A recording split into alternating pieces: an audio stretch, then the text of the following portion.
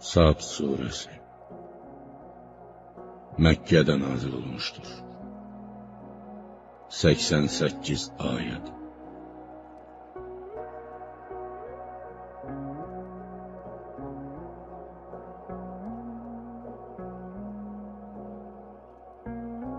Bağışlayan və mehriban Allahın adıyla. Sad. Şanlı şərəfli, öyüd nəsihətlə dolu Qur'anı and olsun. Doğrusu, o kafirlər qürur və nifaq içindədirlər. Biz onlardan əvvəl neçə nəsilləri məhv etdik. Onlar fəryad edib kömək diləyirdilər. Lakin artıq əzabdan qaçıb can qurtarmaq vaxtı deyil.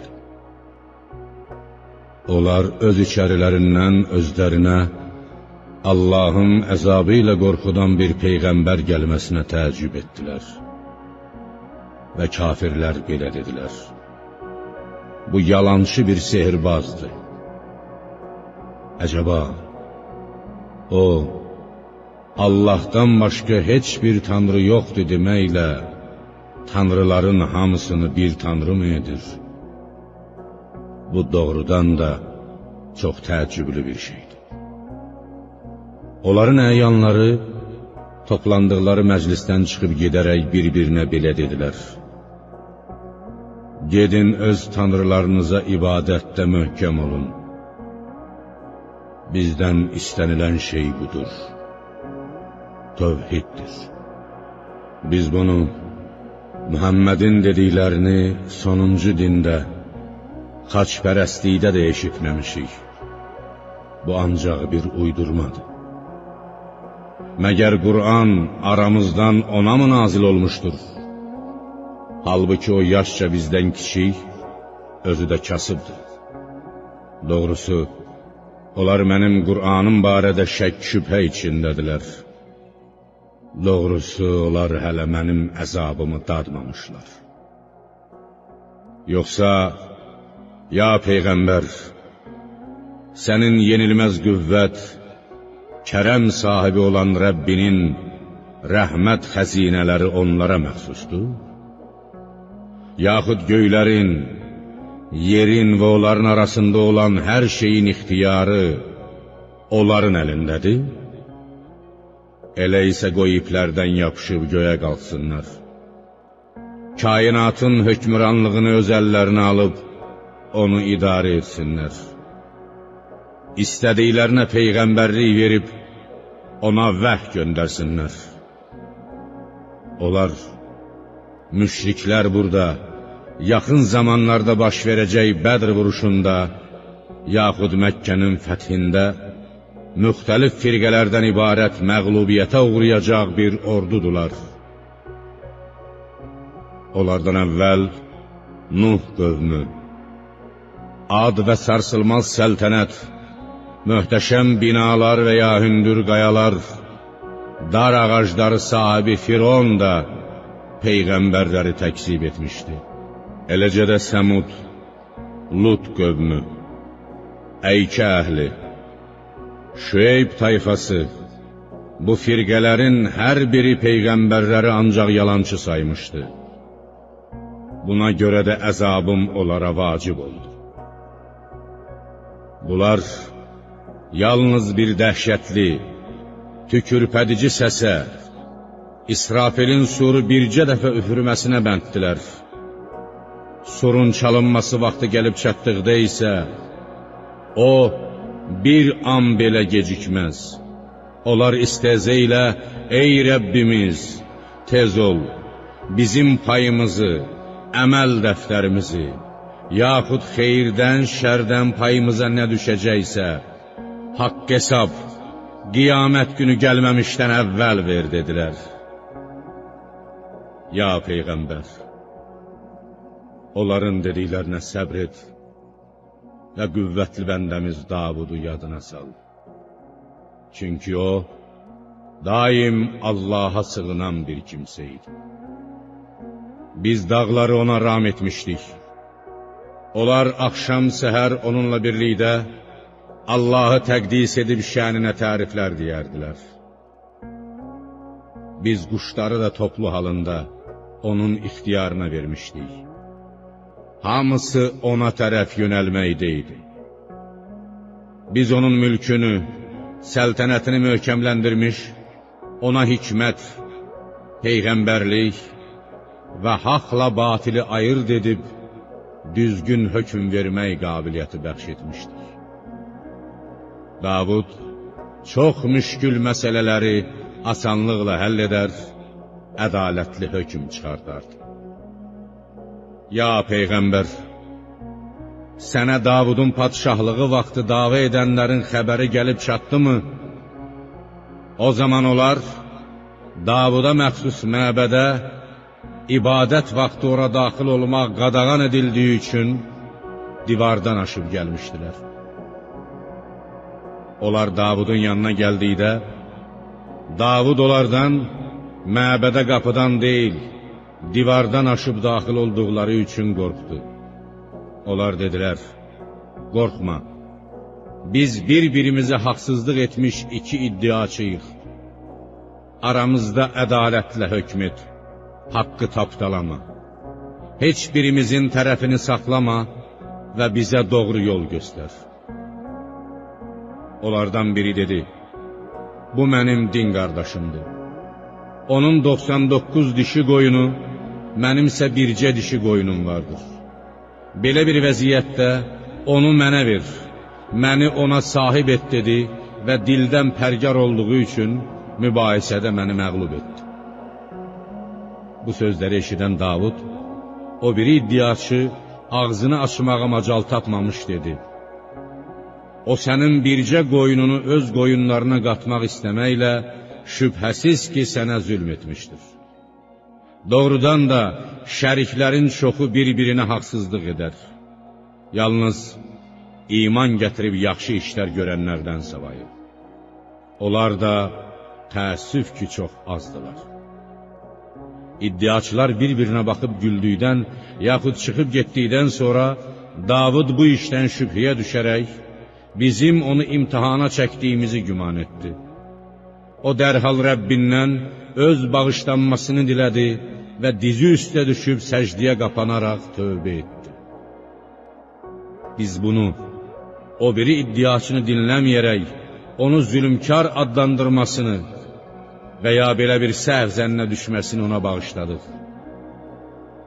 Həqiqətən o, qiyamət günü dərgahımıza yaxın olacaq və onun qayıdıb gələcəyi yer də gözəl olacaqdır. Yaxud onu dünyada çoxlu nemət, ahirətdə isə gözəl sığınacaq, cənnət gözləyir. Ya Davud, biz səni yer üzündə xəlifə etdik. Buna görə də insanlar arasında ədalətlə hökm et, nəfsdən gələn istəklərə uyma, yoxsa onlar səni Allah yolundan saptırar. Şübhəsiz ki, Allah yolundan sapanları, haqq hesab gününü unutduqları üçün şiddətli bir əzab gözləyir. Biz göyü, yeri və onların arasında olanları, bütün məxluqatı boş-boşuna yaratmadıq. Bu kafirlərin zənnidir. Vay cəhənnəm odunda yanacaq kafirlərin halına. Yoxsa biz iman gətirib yaxşı işlər görənləri yer üzündə fitnə fəsad törədənlərlə eyni tutacağıq. Yaxud Allahdan qorxub pis əməllərdən çəkinənləri günahkarlara tay edəcəyik. Ya Peyğəmbər, bu Qur'an sənə nazil etdiyimiz mübarək, xeyir bərəkətli bir kitabdır ki, insanlar onun ayələrini düşünüb dərk etsinlər və ağıl sahibləri də ondan ibrət alsınlar. Biz Davuda Süleymanı bəxş etdik. Nə gözəl bəndə. O daim Allaha sığınan bir kimsə idi. Onun rizasını qazanmaq diliyirdi. Bir gün Axşamüstü ona cins bir ayağını dırnağı üstünə qoyub, 3 ayaq üstündə duran çapar atlar göstərildiyi zaman o dedi: "Mən gözəlliyi, bu atları Rəbbimin zikrindən, Tövratdan dolayı sevirəm. Çünki Allahın dinini qüvvətləndirmək üçün bir cihad vasitəsi kimi onların tərifi Tövratda mövcuddur." Nəhayət, o atlar Süleymanın gözündən qeyb olub gizləndi. Süleyman dedi: "Onları, atları mənə qaytarın." Atlar qaytarılıb gətirildikdən sonra, onların qışlarını və boyunlarını sığallamağa başladı. And olsun ki, biz Süleymanı etdiyi bir xəta üzündən imtihana çəkdik. Taxtının üstünə ruhsuz bir cəsəd atdıq və ya taxtının üstünə bir cin oturtduq. Sonra o peşman olub tövbə etdi və yenidən öz mülkünə, öz taxtına qayıtdı. Süleyman dua edib dedi: "Ey Rəbbim, məni bağışla və mənə elə bir mülk, səltənət ver ki, məndən sonra o cürəsinə heç kəs nail ola bilməsin. Həqiqətən sən böyük ehsan, kərəm sahibisən." Allah Süleymanın duasını qəbul buyurdu. Ona həm peyğəmbərlik, həm də padşahlıq əta etdi. Biz küləyi ona ram etdik. Külək onun əmri ilə istədiyi yerə rahatca gedirdi. Biz şeytanlardan olan hər bir bənnanı və qəvvası, eləcə də başqalarını, digər şeytanları zəncirlənmiş halda onun ixtiyarına verdik və ona belə buyurduq: "Bu bizim ehsanımızdır. Ondan kimə istəsən ver, yaxud vermə. O saysız hesabsızdır. Səndən bu nemətlər barəsində haqq hesab tələb olunmayacaqdır." Həqiqətən o, qiyamət günü dərgahımıza yaxın olacaq və onun qayıdıb gələcəyi yer də gözəl olacaqdır. Yaxud onun üçün dünyada çoxlu nemət, ahirətdə isə gözəl sığınacaq cənnət vardır. Ya Peyğəmbər, bəndəmiz Əyyubu da yad et. Bir zaman o öz Rəbbinə müraciətlə belə demişdi: "Şeytan mənə bəla və əzab toxundurmuşdur." Ona belə buyurdu: "Ayağınla yerə vur. Bu yerdən çıxan bulaq yuyunacaq və içiləcək sərin sudur." Əyyub o su ilə qüsl edib ondan içən kimi bütün xəstəlikləri getdi. Dərgahımızdan mərhəmət və ağıl sahiblərinə bir ibrət olsun deyə ona ailəsini və üstəlik bir o qədər də oğul uşaq bağışladıq. Əyyub xəstə olduğu zaman övrəti bir iş dalınca harasa getmiş, yubanıb çox gec gəlmişdi. Bundan hirslənən Əyyub sağaldıqdan sonra ona 100 çubuq vuracağını and içmişdi. Əyyubun öz andına əməl etməsi, həm də zövcəsinin cəzasının yüngülləşdirilməsi üçün ona belə buyurdu: "Əlinə 100 yaş və ya quru çubuqdan ibarət bir dəstə götür və onunla övrətini vur. Andını pozma, biz onu müsibətlərə səbr edən gördük. Nə gözəl bəndə, o daim Allaha sığınan bir kimsə idi."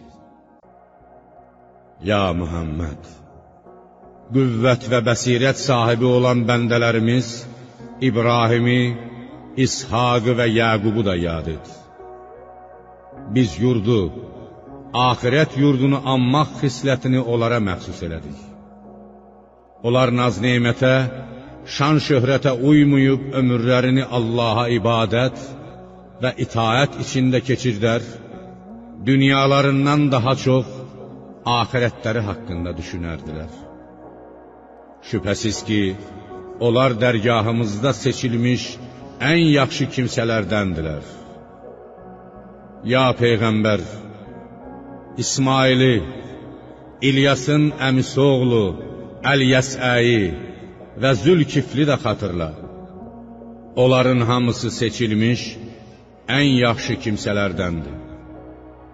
Bu, onları təriflə, minnətdarlıqla yada salmaqdır.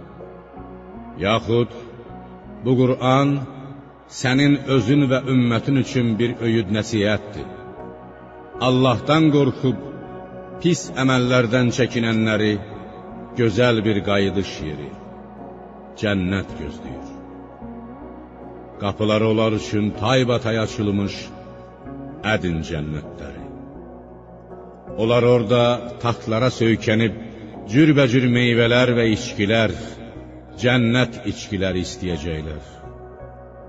Onların yanında gözlərini yalnız ərlərinə dikmiş həmyaşıdlar olacaqdır. Bu sizə haqq hesab günü üçün vəd olunmuş nemətlərdir. Bu əlbəttə bizim ruzimizdir. O bitməz, tükənməzdir.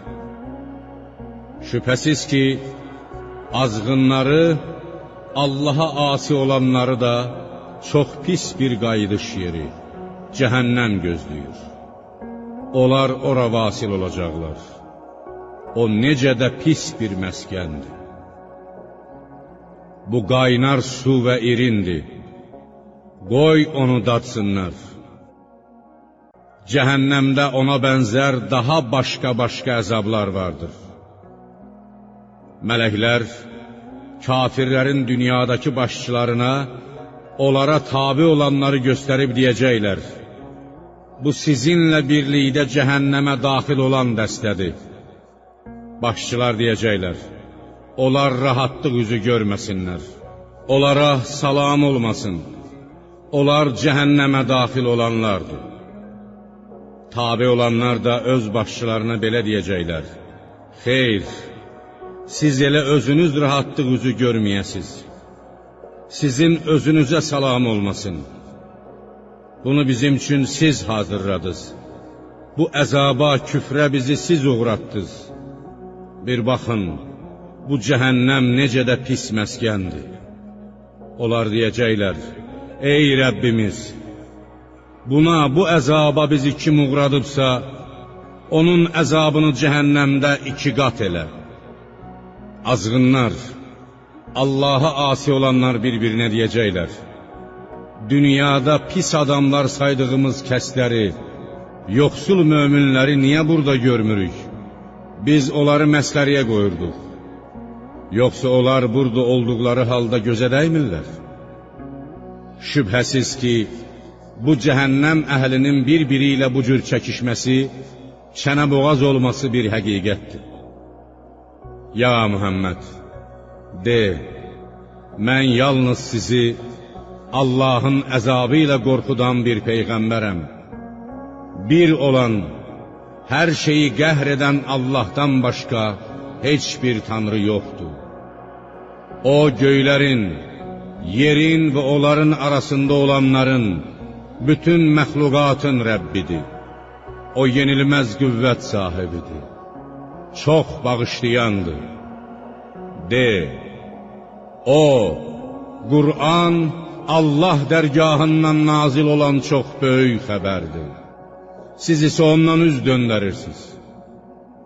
Mələklər, Adəmin yaradılması barədə Allahla mübahisə apararkən, mənim yuxarı aləmdən heç bir xəbərim yox idi. Bütün bunlar mənə ancaq sizi Allahın əzabı ilə qorxudan bir peyğəmbər olduğum üçün vəhy olunur.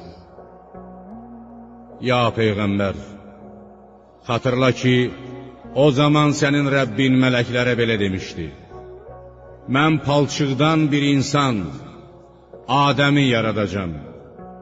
Mən onu tamamlayıb, insan şəklinə salıb, öz ruhumdan, öz yaratdığım ruhdan üfürən, can verən kimi, ona hörmət əlaməti olaraq səcdə edin. Buna görə də mələklərin hamısı birlikdə Adəmə səcdə edir.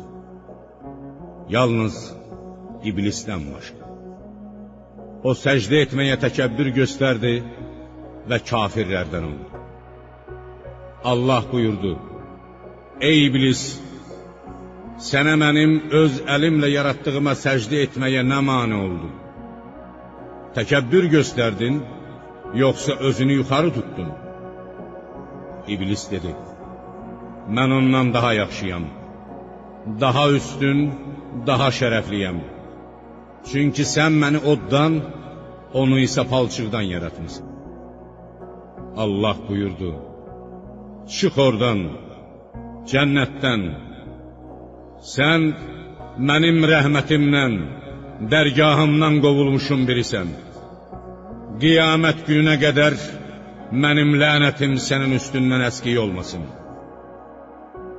İblis dedi: Ey Rəbbim, qiyamət gününə qədər mənə möhlət ver. Allah buyurdu: Sənə möhlət verildi. Dərgahımda vaxtı məlum olan günə, qiyamətə qədər. İblis dedi: Sənin izzətinə, qüdrətinə and olsun ki, onların, Adəm övladının hamısını haqq yoldan azdıracam, yalnız sənin sadiq bəndələrindən başqa. Allah buyurdu: Həqiqətən doğru deyirəm. And olsun ki, mən cəhənnəmi səninlə, sənin cinsindən olanlarla və sənə uyanların hamısı ilə dolduracam.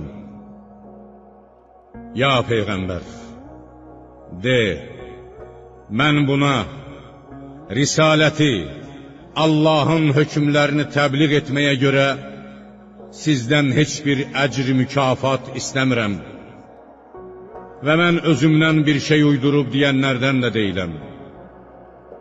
Allahdan mənə nə vəhy olunursa, yalnız onu sizə çatdırıram. Bu Qur'an mənim sözüm deyil, Allah kəlamıdır. Bu Qur'an aləmlərə, həm insanlara, həm də cinlərə ancaq bir öyüd nəsihətdir.